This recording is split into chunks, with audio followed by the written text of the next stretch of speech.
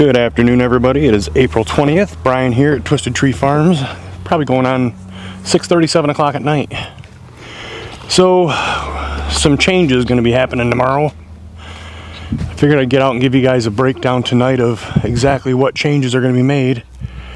There we go. Let's see that a little bit better. Still have, if you guys haven't seen them, I got a video of our, still have our sick mama hen. So pretty sure she's not egg bound, pretty sure she doesn't have water belly, because if she did, she would have been gone already, but she's not. And it seems like she gets worse when she's with her flock.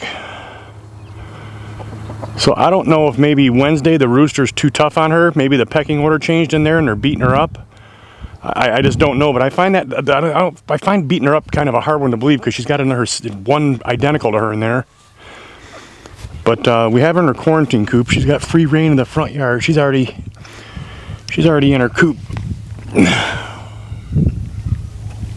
don't know if you can see her in there, but she's already in her coop in there. So I'm going to close this up for her. But so the plan is, our chickens have a lot of, and we got a farm, so we got a lot of farm to have chicken runs. They're not. We can't say that we do free range them, we let them out whenever we want, but we have them in these huge runs, and we're gonna kind of split up the younger flock with the reds. We have an Astro in there and Diamond Dutches maybe, and we have two roosters in there. We thought we only had one, but one of the other ones is a rooster. We call him Frank the Tank. And we also have a Polish in there, and he's very, very timid, but I can't get rid of him because I got him because my uncle loved them, and my uncle's passed away, and him and I are really close, so I got him in remembrance of him, and I just can't get rid of him. The problem is now, I looked at his foot. He had this problem before, like maybe he had bumblefoot, but I thought I fixed it with turning the 2x4s as roosting bar, so it's more flat, it's not as abrupt. But since we have her sick, it's not a contagious thing, because we had her with her coop or her flock for a while even, and she started to get sick again, acted sick again, separating herself. She kind of sounded like she had something respiratory, but that went away. And we're gonna take Toby the Polish and Mama Hen, the one that we don't know what's wrong with, and take one of the smaller reds. My wife Steffi calls her Linda, and another one of the smaller reds, and the other white one that matches Mama Hen, and put them in a run by themselves with their own coop.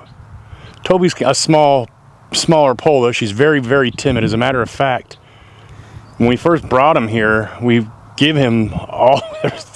We thought there was 12 hens, but one of them was a rooster, and we didn't know it. So he was living in heaven, thinking he had all these hens to himself, and then all of a sudden, the other guy turned out to be a rooster and knocked him down the pecking order.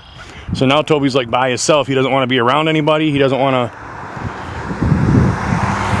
doesn't want to figure out if he's going to beat up that other one or not. But so we're just going to separate them. I think it's the best way to do it. And so I need 37 to 39 foot of fencing like this. So what I'm going to do, this like falls into the plan that I was going to do already. I want to move this away from the house and get it further back that way. So this is coming out. I'll use that to go towards the other dividing of the run over there. I'm going to put a divider coming from this post here to this post here. So it's going to keep Wednesday and his clan this way, and he can't get around, but I'm going to open this, and this is going to be hard to follow for everybody. I'll open this up so Wednesday can get in. Wednesday and his flock can get in here as hens to feed on this side. Close the front of it off so the younger flock can't get in there, but I'll open the other side so they can get in there. So they're just going to flip switching area, the feeding areas, and their run's going to stop here. They won't be back as close to the house. So all of the reds they're going to have the same run, just that feeding area. Wednesday's going to have the same run minus half because it's huge. And this feeding area. And then Mama Hen and her white, the pure white, we call her sister. The small red, Linda, she's really nice. She actually waits up at night for Steffi to come pick her up to put her in bed. Put her up on her roost. So yeah, there'll be 3 hens and Toby. Where is Toby? Toby must already be up in his up in the roost, I hope. Because we picked him up earlier and was looking at his foot, but we don't see anything wrong with it. I don't know if all roosters have a funny walk to them anyway. So let's go in here and see if Toby's up in his roost.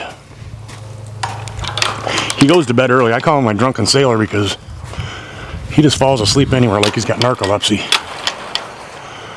I mean, he just passes out. Okay, that's not Linda. Where's Linda Lou? No, you're not Linda either. You're a little bit too big for Linda. Yep, there's Toby. So you got up there okay. Hi, Tobes. Hi, buddy. Hi, Toby. That's my little buddy right there. The other night I come in here and they kicked him off. There's Linda. There's Linda Lou. Hi, Linda Lou. Come here, Linda Lou. I see you, Linda Lou. I see you. So this is going to be Toby's. Toby's the Polish that's in the coop right there. And this will be Toby's, and then Wednesday's crew, the older ones, are already in bed. They go to bed early. I don't know why they go to bed this early, but they go to bed early. And I'm going to split this long run right here in half. And take the 2 smaller coops, the quarantine coops, put those in there because I attached them. They were individual coops, and I attached them so the chickens could keep each other warm in the winter months. In Michigan, it gets cold here. So I think I would feel better about doing that. And then we have somebody, a rooster with a hurt foot, a hen that we don't know what's wrong with her, but she's better, a lot better. I think she's a little depressed because she can't be with her flock, but I think she'll be okay with if I put her with the other ones. Then might as well close this scoop up. Oh, there's Big Dub right there. How you doing, Wednesday? What you doing, buddy? Okay, go on, go bed. Go on, I'll close you in. They're all in there.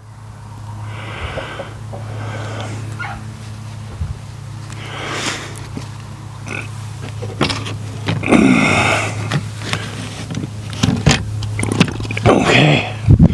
Probably fix this door tomorrow too because it won't lock. 20 below zero got it a little cattywampus on me, so. But yeah, this is a huge run.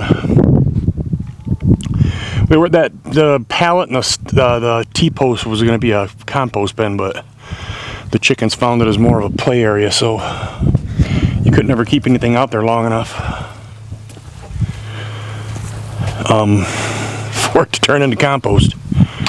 But I cleaned out their coop the other day. It's got all fresh bedding in it. We do use a deep litter method. And tomorrow I'm going to get the divider up in that run and get those coops in there and get them all situated. They all come out of those coops. They all grew up in those coops, you know, when we first brought them out. From the brooder to those. And then when they got bigger, I built the bigger coops for them. So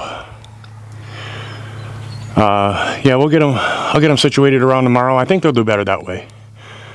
They're not going to be beating up on each other because 2 of them are not good anyway. So, yeah, it's so nice not to have standing water everywhere. God, like living in heaven.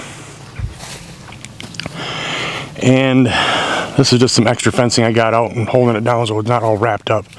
But our apple trees we got last year, we have 1, 2 here that made it. Problem is I had to transplant them. This one here is dead, and this one here is dead. This one made it, and then there's another one over here by the beginning of the driveway. That one made it. Started getting the fencing back up and all the way down to the garage, but I got a little piece to put up still right there. So tomorrow's gonna be a big fencing day. But as you can see, the front of the house siding is done, trim is done, windows are done. And I think maybe this isn't quite done. I still got trim to put up at the top, but other than that, until tomorrow, I think I'm just gonna get a couple things ready, shut the garage up, go inside, and do some editing. Until then, I will see everybody tomorrow. Good morning, everybody. Brian with Twisted Tree Farm. I think it's the 24th today. Beautiful day, gonna be in the 80s. And I got a lot of tractor work, a lot of dirt work to do. Garden tilling. I already made one pass on it, enough to get some mounds built, so stuff you could put onions in. She's gonna do broccoli later. And I've already tilled the food plots, spread the fertilizer, and I got to go back and till it again really well to get it worked in the ground and broke up, compact it, seed it, and compact it again. And then I got to really till the garden up really well and compact that one time as well, so we have a good seed bed. Because with all this clay here, which is why we have such bad drainage, it comes up, the dirt's clumps after you till it. It doesn't like break away unless you till it 2 or 3 times. So it's an entire day to do it. But anyway, I'm gonna get over here and get busy, and I'll bring you guys along with me for the day. Okay, got the tractor going. I got a delivery coming for food. I don't drive because of a medical condition, so I'm gonna start tilling now, but I'll probably have to stop in order to get the food inside so it doesn't go bad. Again, I'm in the tractor, so sorry about the sound if it's too loud.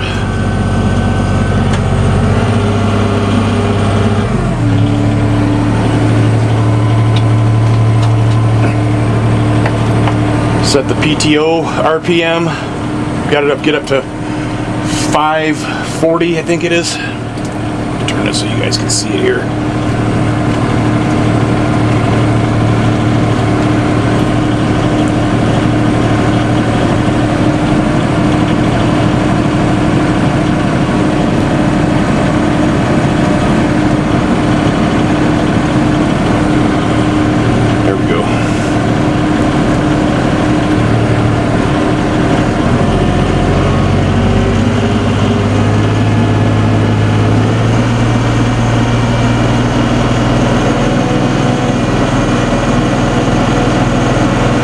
Be.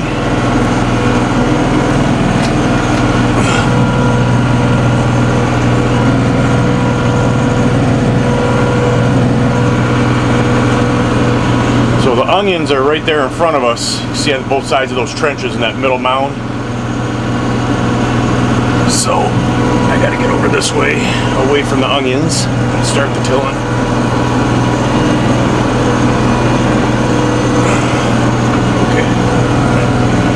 Drop her down and get her going.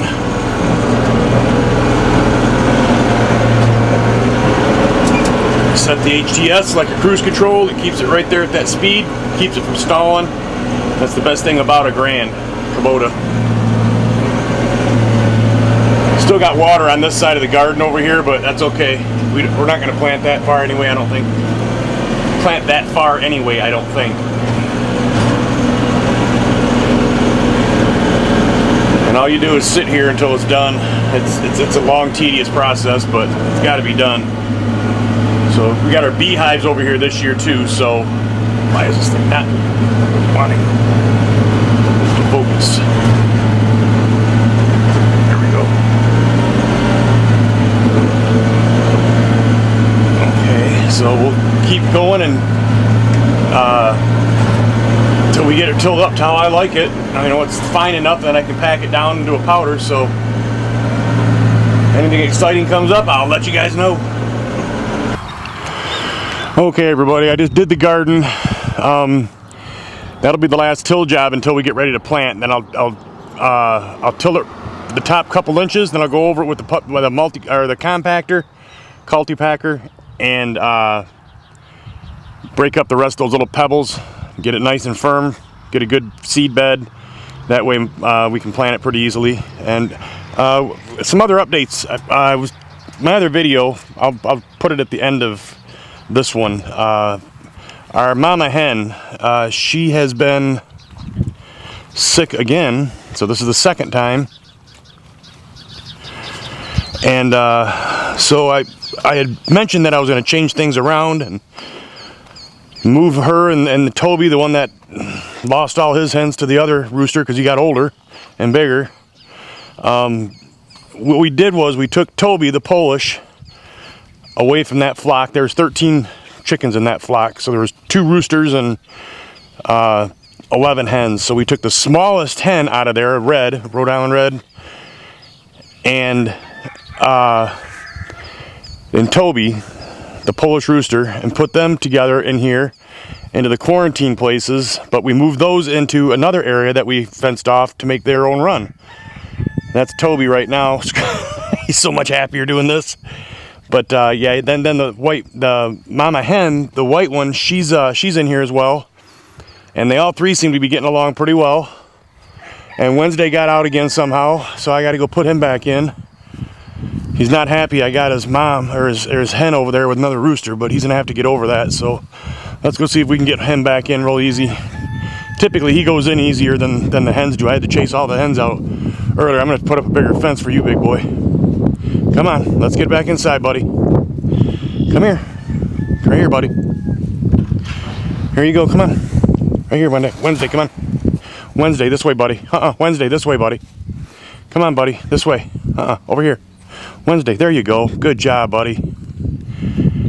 Come on, buddy. Nope, come on. You gotta go back inside, buddy. There you go. Good job, buddy. Now stay in there. That's 3 times he's gotten out. So I'm gonna have to raise this fence over here, because that's where he's getting out at, is right here. He's getting out right here. So, but yeah, so they got this side of the area, their feeding area. It was the other side. Now the bigger flock, the younger ones, have the other side as a feeding area. They can get in over here through the fence, and they get into their coop on the other side. And there's Toby over there screaming. That's probably why he was hiding, because Wednesday was out. I'm sure they always come over here to this fence line to try and be with mama hen, the sick one, but he won't leave her alone. Not sure what's wrong with her, but there's no way it can be egg bound because it's been too long. Not water belly, it's been too long. So she's in here somewhere. She must be up in her coop somewhere. Oh no, she's down there at the other end. She's down there foraging, which is good. Yesterday she was doing a dust bath and all kinds of stuff that she hasn't been doing since she was sick. What are you doing, mama hen? There she is down there.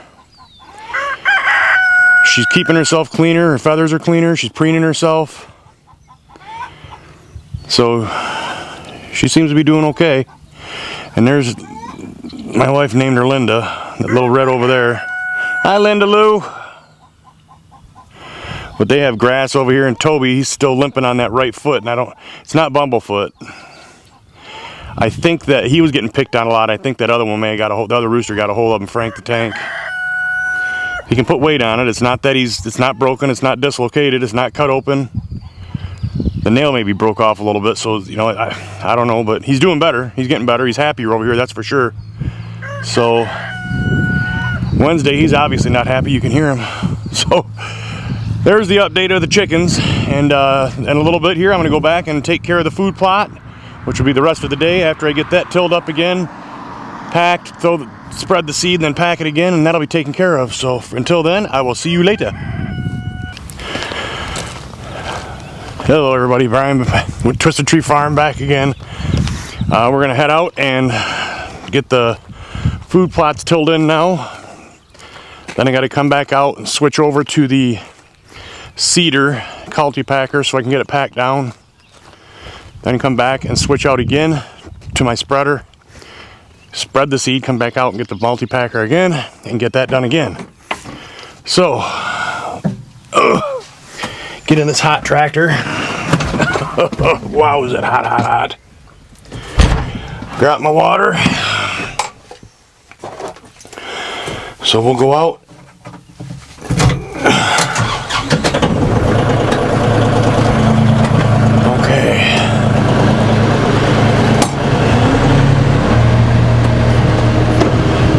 Turn our flashers on.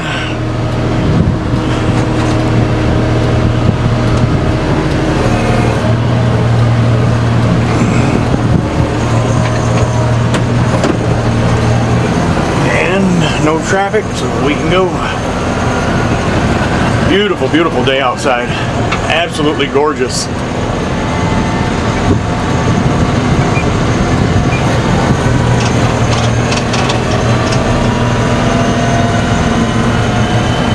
Water's drying up in the few spots that are left that have water in it. Leaves are coming out, timber's turning green, apple trees have blooms on them. Can't ask for anything better than that. Definitely a blessed day. Still interested to see what this guy's going to do with this weed across the field right here. Green, green, green. And I see all they're already out turning dirt, and I'm sure some are planting already too. It's drying up in most places. So, okay,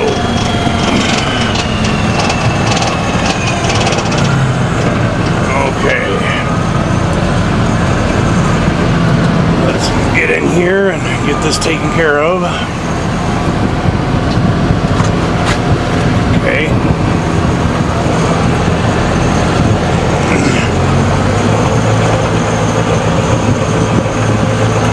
See, this is completely dry here. It was wet. Still got a couple wet spots up here. Once it completely dries out and this corner dries out, I'm going to till all this. Something I like to do before deer season is get this road prepped so when you walk in on it, you're quiet. No unexpected surprises.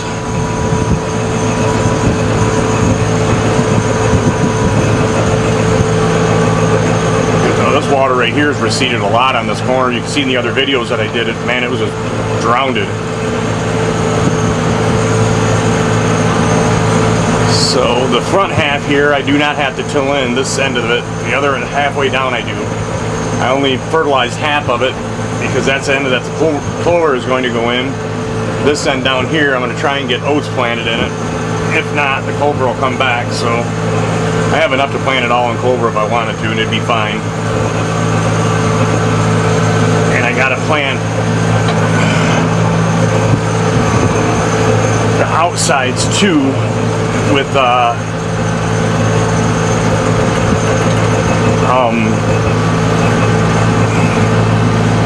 plot screen. So might as well just move on over because the plot screen is going to have to be there.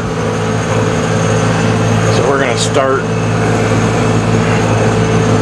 right here. This is where we're going to get her done, son.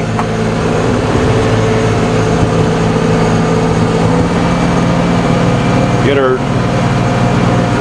PTO up to the right RPM, and away we go.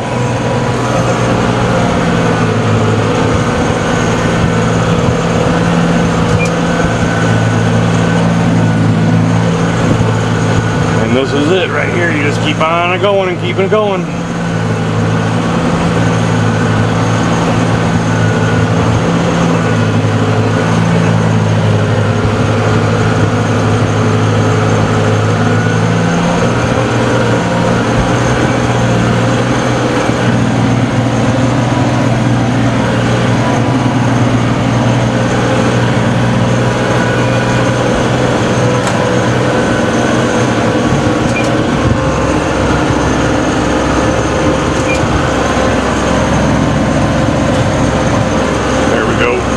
Set.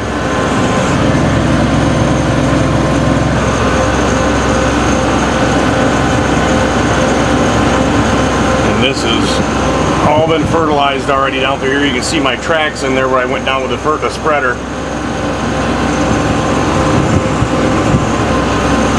So we'll get this tilled up, and then once this is done, I'll go back and hook up to the seeder which has the cultipacker on it, and bring that back out and get a good seed bed, firm seed bed, and spread the seed and come back out and pack that down too. So I will catch you folks back here in just a little bit.